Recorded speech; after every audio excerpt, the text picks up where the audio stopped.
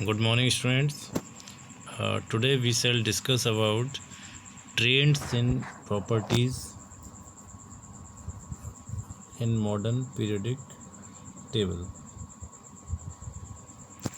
देखिए कुछ प्रॉपर्टीज़ हैं, पहले हम उन प्रॉपर्टीज़ को जानेंगे, फिर उनके ट्रेंड को देखेंगे कि जो मॉडर्न पीरियडिक टेबल है उसमें अगर हम लेफ़्ट टू राइट चलें, ये लेफ़्ट है और ये राइट साइड है ना। अगर हम ऐसे चलें पीरियड में तो उस प्रॉपर्टी पर है ना क्या इम्पैक्ट पड़ता है, वो इंक्रीज़ होती है या डिक्रीज़ होती है। ठीक है, ये ट्रेंड हमें पता करना है। दूसरा उसका ये भी हमें रीज़न भी पता करना है कि किस वजह से वो प्रॉपर्टी में इंक्रीजिंग और डिक्रीजिंग चेंज आ रहा है। साथ ही हम ये भी जानेंगे कि जब हम टॉप से और बॉटम में जाते हैं है ना एक ग्रुप के अंदर, तो उस प्रॉपर्टी में क्या चेंज होता है, क्या वो इंक्रीज़ हो रही है प्रॉपर्टी या वो प्रॉपर्टी डिक्रीज़ हो रही है। तो आज के लेक्चर में हम 3 पॉइंट्स को कवर करेंगे। पहले प्रॉपर्टीज़ है ना, कौन सी प्रॉपर्टीज़ हैं उन प्रॉपर्टीज़ को जानेंगे, और जो सेकंड हम उन प्रॉपर्टीज़ में लेफ़्ट टू राइट जाने में क्या चेंज आएगा। एंड थर्ड वन, उसी प्रॉपर्टीज़ में जब हम टॉप से बॉटम में आते हैं तो उसमें क्या चेंज आएगा। ठीक है, तो इन थ्री पॉइंट के बारे में आज के लेक्चर में हम डिटेल्स पे बात करेंगे।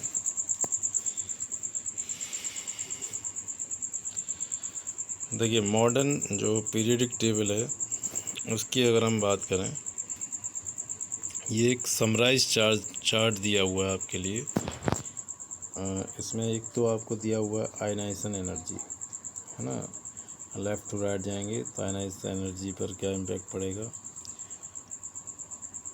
दूसरा इलेक्ट्रॉन एफिनिटी, है ना, उस पर क्या इम्पैक्ट पड़ेगा। एटॉमिक रेडियई, इसमें ऊपर से नीचे जाने या लेफ़्ट टू राइट जाने में क्या चेंज आएंगे। ऐसे ही एक metallic character and non metallic character. तो ओवरऑल जो हमारे इफ़ेक्ट हैं वो 4 प्रॉपर्टीज़ यहाँ दी हैं, लेकिन इसके अलावा और भी एक प्रॉपर्टी है, या हम कह सकते हैं 2 प्रॉपर्टी और भी हैं।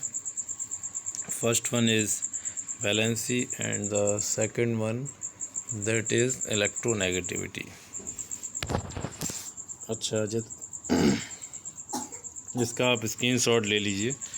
इसमें आयनाइजेशन एनर्जी और सेकंड जो electron affinity, third metallic and non metallic character and the fourth one atomic radius.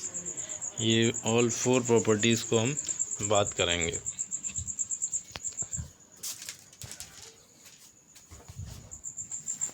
तो सबसे पहले हम इसमें बात करेंगे एटॉमिक रेडियस के बारे में, है ना। एटॉमिक रेडियस एक्चुअल में क्या है।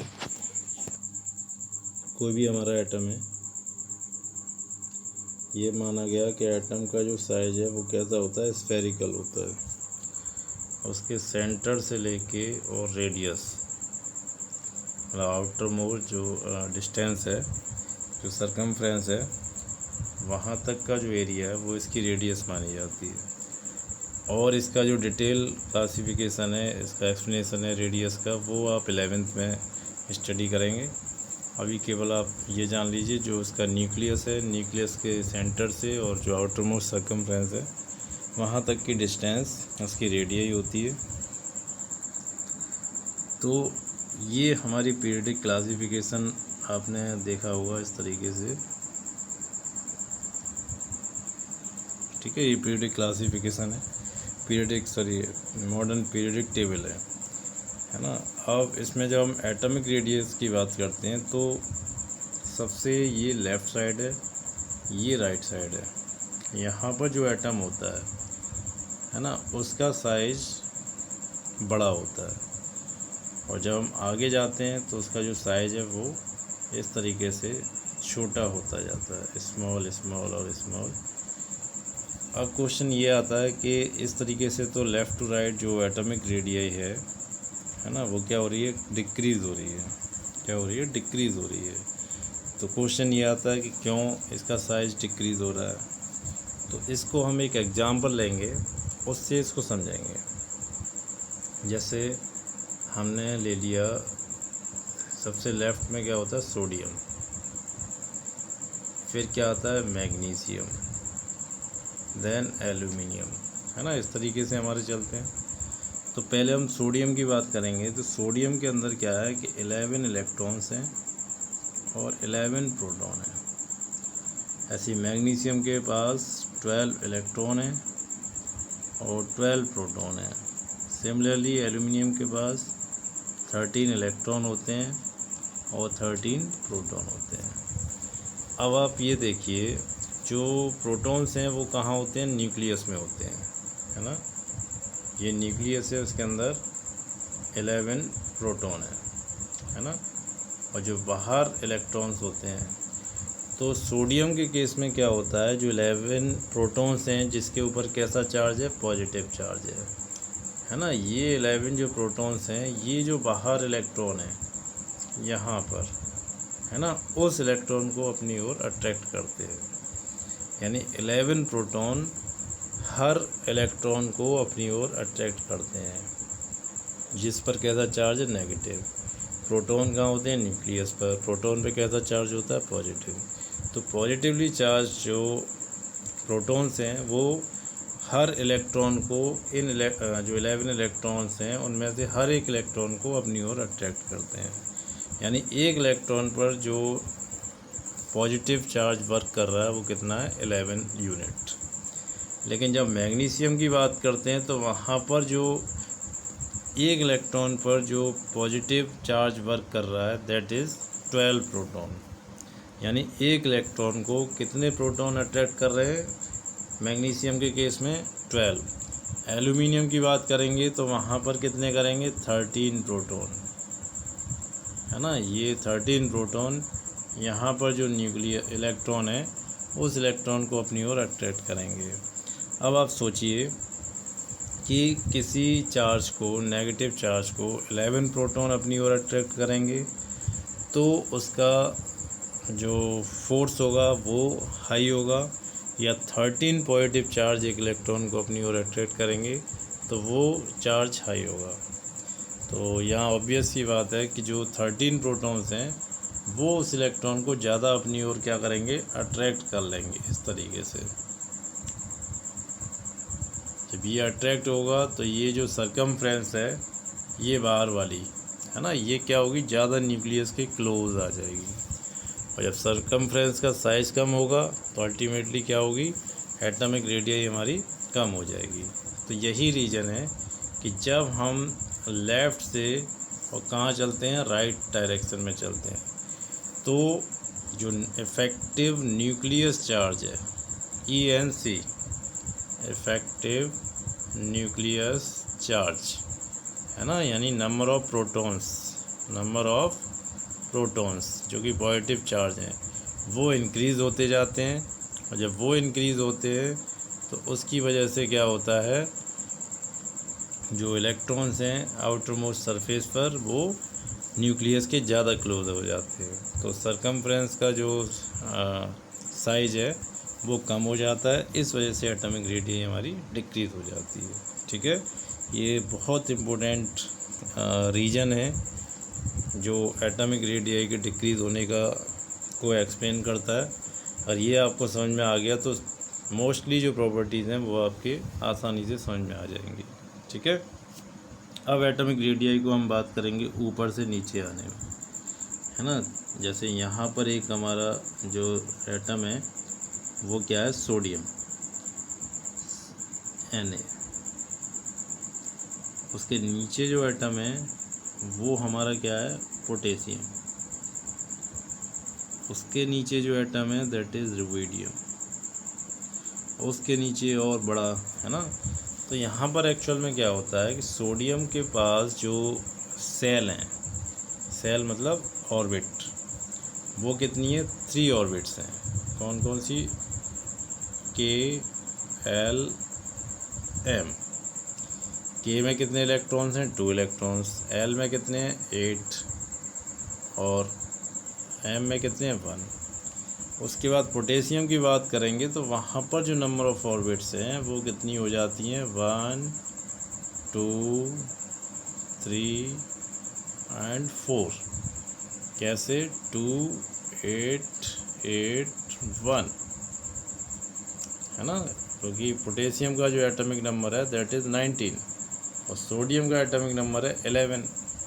तो 11 इलेक्ट्रॉन्स होते हैं सोडियम में, तो वो 3 सेल्स में आते हैं, KLMN में और KLM में, और पोटेशियम में 19 इलेक्ट्रॉन्स हैं तो वो 4 में आते हैं, KLMN। तो यहाँ पर क्या होता है कि एक एक्स्ट्रा सेल इंक्रीज़ हो जाती है। जब एक्स्ट्रा सेल इंक्रीज़ होगी तो जाहिर सी बात है उसका एटम का साइज़ क्या होगा, इंक्रीज़ होगा। जब एटम का साइज़ इंक्रीज़ होगा तो जो रेडियस है वो भी हमारी क्या हो जाएगी, इंक्रीज़ हो जाएगी। ठीक है, तो ऊपर से नीचे आने पर क्या होता है, नंबर ऑफ़ सेल्स यानी नंबर ऑफ़ ऑर्बिट्स इंक्रीज़ हो जाती हैं, इस वजह से एटॉमिक रेडियस इंक्रीज़ हो जाती है। लेकिन लेफ़्ट टू राइट जाने पर एटॉमिक रेडियस डिक्रीज़ होती है। क्यों?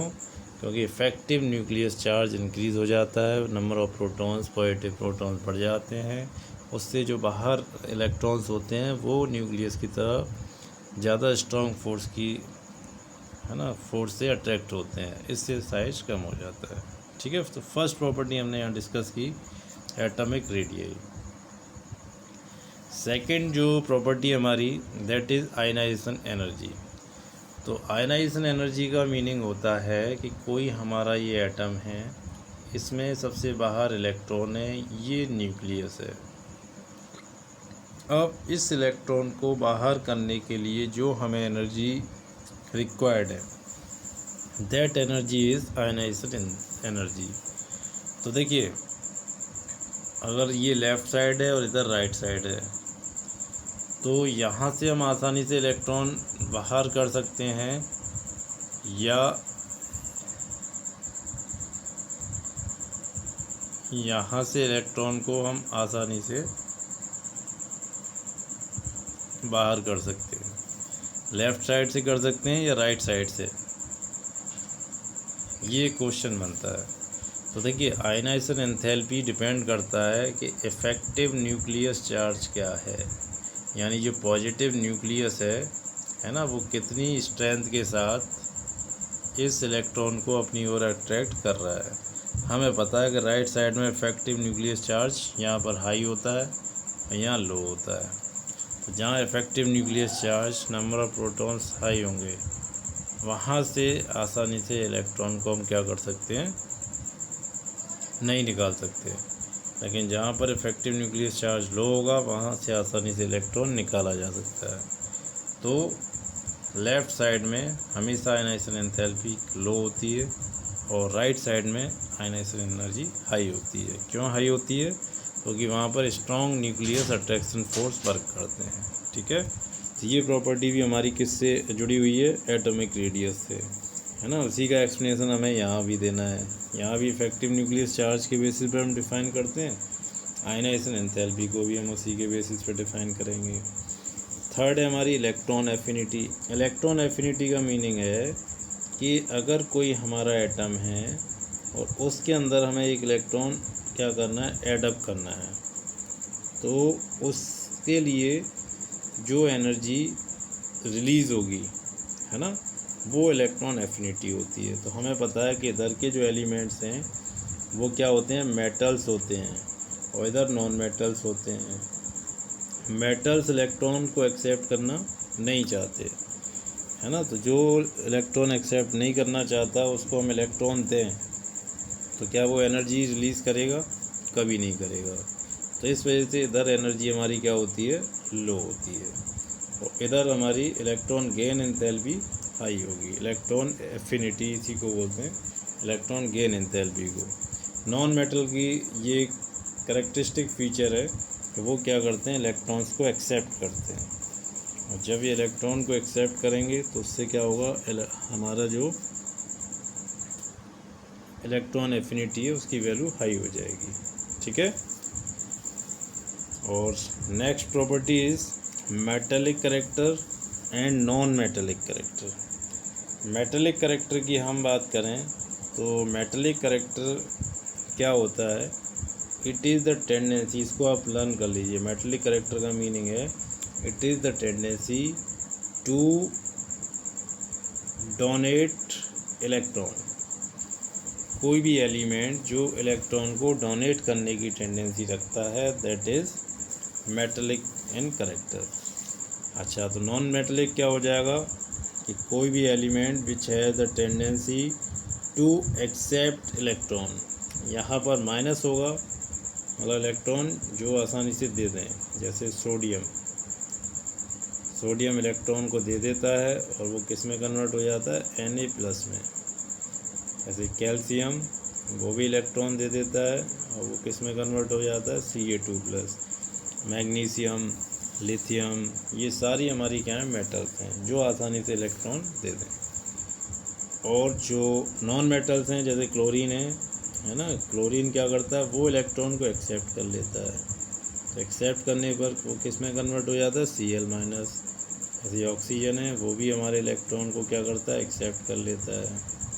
वो किस में कन्वर्ट हो जाता है, O2-। ठीक है, जो इलेक्ट्रॉन एक्सेप्ट करेगा वो इलेक्ट्रोनेगेटिव मतलब मेटेलिक करेक्टर होगा, और जो इलेक्ट्रॉन आसानी से रिलीज़ कर देगा, डोनेट कर देगा, वो मेटेलिक करेक्टर होगा। अब अगेन क्वेश्चन ये आता है कि इधर हमारे मेटल्स होंगे और इधर नॉन मेटल्स होंगे, है ना।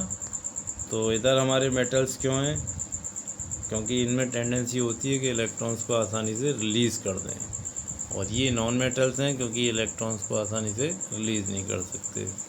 तो मेटेलिक करेक्टर हमारा क्या है, जब इधर से इधर जाएंगे तो वो क्या होगा, डिक्रीज़ होगा, और इधर से इधर जाएंगे तो वो इंक्रीज़ होगा। ठीक है, फर्स्ट तो ये बात हो गई। सेकंड पॉइंट ये आता है कि अगर हम यहाँ पर ऊपर से नीचे जाएं तो मेटेलिक करेक्टर इंक्रीज़ होगा या डिक्रीज़ होगा, तो इसका आंसर है इट विल इंक्रीज़।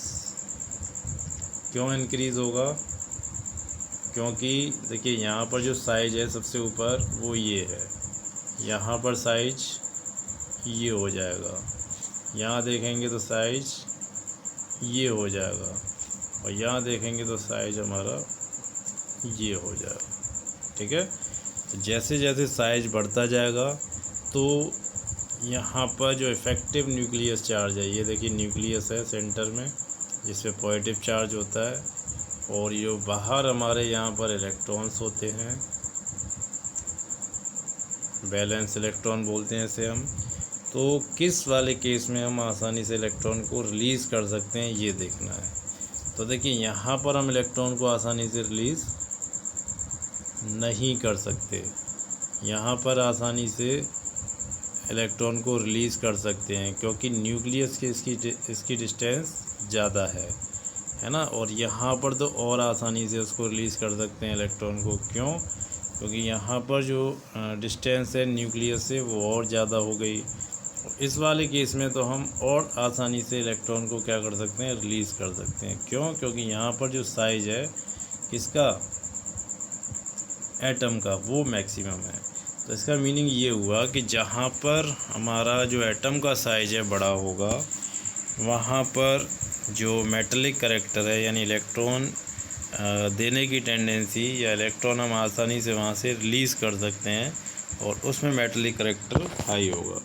तो ये वाले पॉइंट यानी नीचे हमारे हाईएस्ट मेटल्स होती हैं और यहाँ पर हाईएस्ट नॉन मेटल्स होती हैं। ठीक है, नॉन मेटेलिक करेक्टर सबसे ज़्यादा राइट में अपर साइड में मिलेगा, मेटेलिक करेक्टर लेफ़्ट में बॉटम साइड में मिलेगा। ठीक है, तो अभी आपको क्या करना है, इस वाले जो आज का लेक्चर है इसमें सबसे पहले आप 4 डेफिनेशन लिखेंगे। फर्स्ट डेफिनेशन लिखेंगे एटॉमिक रेडियस,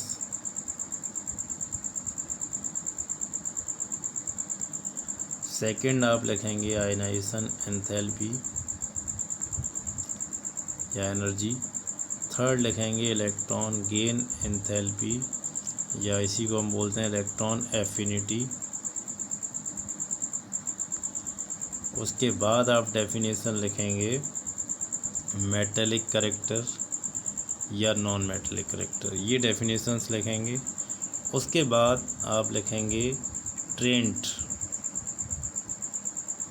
ट्रेंड भी हमारे 2 टाइप के होंगे, एक लेफ़्ट से राइट जाने पर क्या होगा इन पर, ईच का लिखेंगे। एटॉमिक रेडियस लेफ़्ट से राइट जाने पर क्या होती है, इंक्रीज़ होती है, डिक्रीज़ होती है ना। और इसके अलावा लिखेंगे top to bottom in group. Atomic radius top से बॉटम में इधर आएंगे तो क्या होगा, ऐसे आयनिक रेडियस है वो लेफ़्ट टू राइट जाने पर क्या होगा, टॉप टू बॉटम क्या होगा।